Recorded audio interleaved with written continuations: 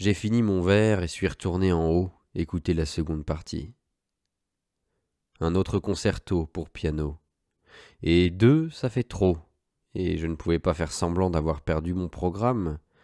Alors je suis parti et me suis rendu en voiture à 21 rue de là, au sud-est, où 2 poids mouches, un Jap et un Mexicain, devaient s'affronter. Le Mexicain a donné un coup de tête au Jap, et la coupure au-dessus de l'œil du Jap s'est mise à saigner, mais cela a décuplé son ardeur.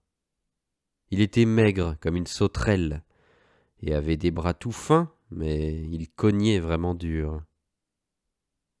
Les 10 rounds ont été disputés, et le Jap l'a emporté au point. Un autre combat en 10 rounds a suivi. J'ai bu plein de bière et n'arrêtais pas d'aller pisser, et à un moment, quand je suis revenu, c'était fini, KO. Et j'ai regagné ma voiture, et puisque j'étais dans le centre-ville, je me suis arrêté à l'endroit où je travaillais le jour, pour voir si ça m'était moins pénible. Et j'ai regardé à travers la fenêtre et j'ai bien cru voir Ralph, le gars de la réserve, se faufiler à 4 pattes là-dedans. Il était bizarre et les secrétaires avaient peur de lui.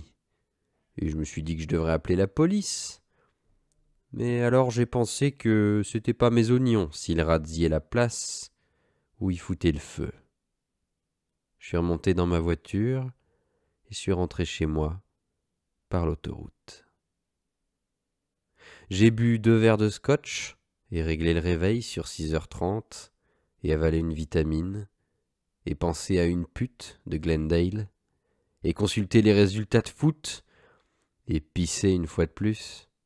Et éteint les lumières, me suis couché, seul, n'ai pas prié, et pensé à des lieux comme le Japon et Central Avenue, et pensé aux morts et aux célébrités, et pensé à mourir, pendant que la Tamise continuerait de couler sans moi, et les filles d'arpenter les trottoirs sans moi.